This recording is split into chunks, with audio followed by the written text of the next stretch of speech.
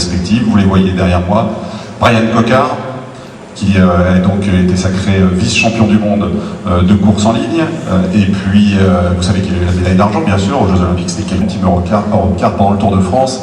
Et les fameuses 3 étapes gagnées par l'équipe et le maillot à poids, bien sûr, de Thomas Voeckler. Le Conseil Général voulait donc rendre hommage à tous ces sportifs ce soir. Je vais donc appeler Bruno Retailleau, le président du Conseil Général de la Vendée, et Marcel Goduchot, premier vice-président du Conseil Général.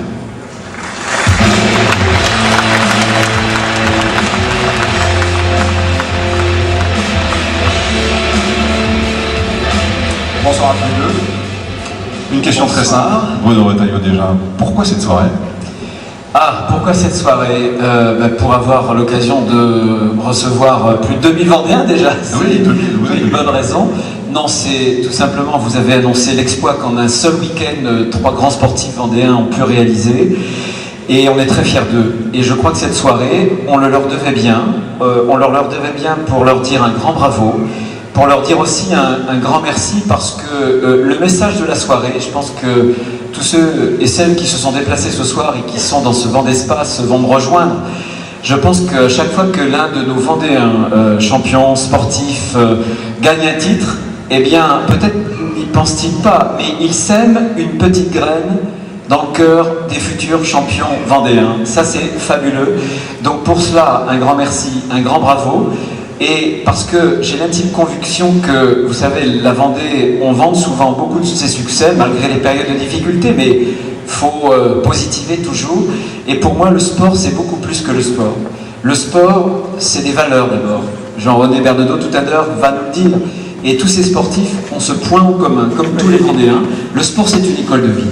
Et ces valeurs, c'est l'effort, c'est le travail, c'est la combativité, la ténacité. Et c'est grâce à ces valeurs que la Vendée a ses réussites, aussi bien sportives, économiques, sociales et en même temps culturelles. Et puis derrière cette école de vie, le sport, c'est en même temps la convivialité.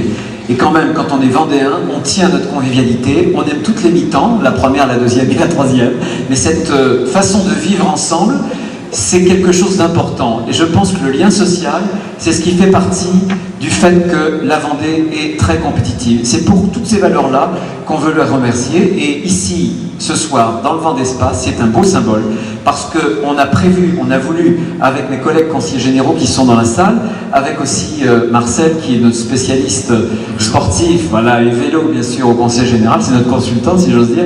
Le vent d'espace, on a voulu qu'il soit finalement, et qu'il mette au service du sport de masse, le sport de haut niveau. C'est tout le symbole de la soirée de ce soir. Équitation, vélo.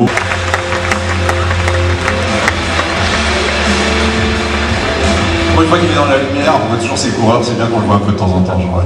Bruno Retailleau, peut-être quelques mots d'abord sur la filière vélo dans le département, parce que c'est je pense que la bonne santé. Si on a les résultats en vélo, c'est pour 2 raisons. La première raison, c'est les hommes. C'est toujours les hommes ou les femmes, mesdames. Il y a des femmes ici ? Oui. Donc les Vendéennes sont aussi sportives. Mais à l'origine de tout, il y a toujours des qualités humaines. Voilà, le sport c'est ça, fondamentalement. Et ces hommes, bien sûr, celui qui les représente le mieux, je trouve, c'est Jean-René. Mais on peut citer les Bernard Martineau, on peut citer les Lévy, Rigaudot, etc., les Richard Tremblay.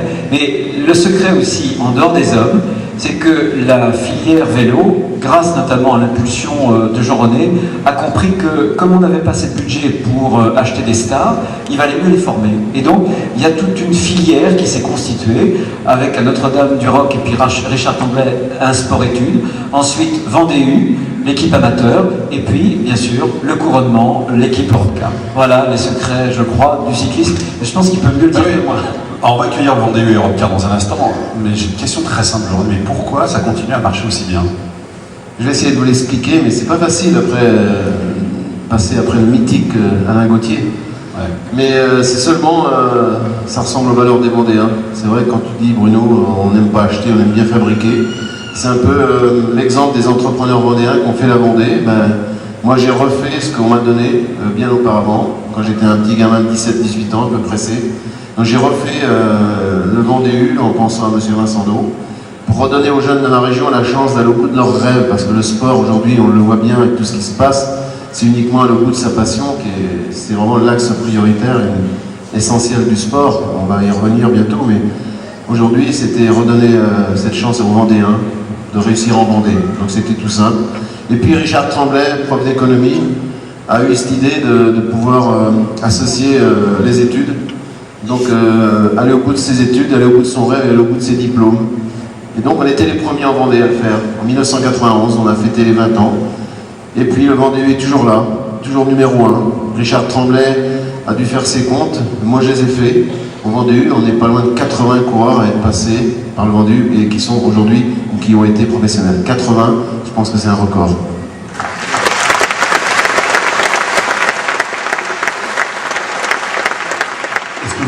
Ça explique la réussite de la suite, c'est-à-dire la filière professionnelle derrière. Il n'y a pas de hasard, hein. Il faut brasser des jeunes, il faut donner la chance aux jeunes. Ça amène une plus-value, ça amène de l'émotion. Et puis le sport, c'est l'éducation. Avec les outils que le département nous a permis d'avoir depuis toujours, ben, on sait qui est l'homme derrière le coureur, tout simplement. Certains achètent, il y a même des sports qui utilisent ce terme. On a acheté. Vous vous rendez compte qu'aujourd'hui, que ce soit rentré dans le vocabulaire, qu'on a acheté un sportif, c'est pas du bétail. Mais nous, on connaît le papa, la maman, on parle beaucoup à la maman pour savoir comment a été élevé le petit, pour savoir quelles sont ses envies, ses défauts, et puis parce qu'on nous les confie. Ils ont 17 ans, donc ils n'ont pas fini leur éducation, leur adolescence à peine. Donc on les récupère, donc on les scolarise parfois, on les éduque souvent, et puis on les loge parfois aux essarts aussi. Alors c'est un gros poids sur mes épaules.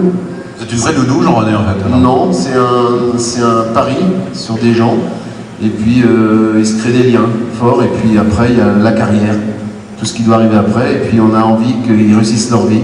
Alors je termine parfois mes coureurs par cette phrase, je leur dis essayez de gagner assez d'argent pour avoir du champagne au frais, chez vous, quand je viendrai vous voir, à l'improviste, quand tout sera fini, pour parler des bons moments qu'on a vécu ensemble.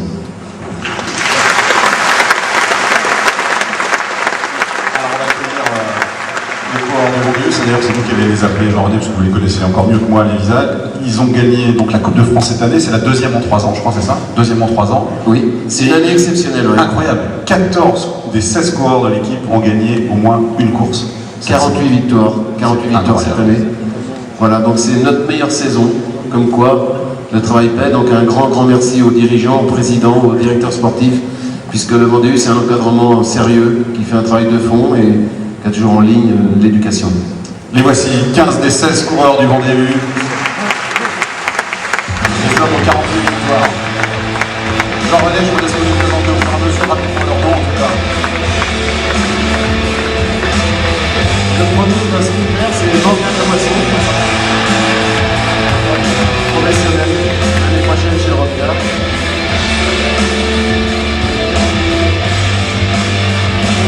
Jérémy Corbu. Tarouya Kremer, un Tahitien qui a gagné Paris Tour la semaine dernière.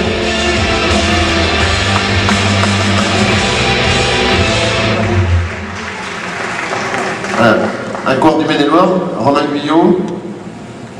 Un Parisien qui a aimé l'équipe il y a très longtemps, Guillaume Thévenot. Je ne les ai pas tous de tête. Valentin, qui a gagné ses premiers points dès sa première année en Coupe de France. Le plus vendéen des Vendéens, Brian Nolot, stagiaire dans l'équipe Europcar, et on espère bientôt un peu plus. Un gars de Niort, le frère de Julien Belgique, Guillaume Belgique. Romain Guillemois, un des plus talentueux en espoir, qui doit pouvoir aller passer un cap dès l'année prochaine. Après, celui d'après, il a un petit palmarès assez sympa. Il est champion d'Europe, champion du monde, l'année passée en junior. Pierre-André Le Pusigné.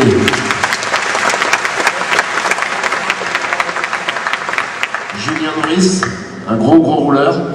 Ça donne envie, qu'on le voit, de faire des chronos par équipe et plus breton. Alors, et puis les directeurs sportifs, avant de parler de Maxime. Ensuite, un autre coureur du Maine-et-Loire, Romain Cardis. Et j'allais dire le dernier. Un autre du Maine-et-Loire, Anthony Aspo. Alors l'autre, celui du bout là-bas, je ne sais pas si on va le présenter, c'est un futur Vendée U. Ça se termine en EAU, c'est un gars des Essarts et je pense que le club des Essarts va être très heureux. Je pense au président Pifto, c'est le jeune Pifto, Maxime Pifto, le fils de Jean Pifto. Du vélo club des Essarts. Champion de France junior de contre-la-montre cette année. Et puis les directeurs sportifs, Jean-René. Oui, et les directeurs sportifs qui ont un micro, qui peuvent aussi... Ils n'en ont pas. Non, ils n'ont pas de micro. Ah non, ils n'ont pas de micro, on va leur donner ça.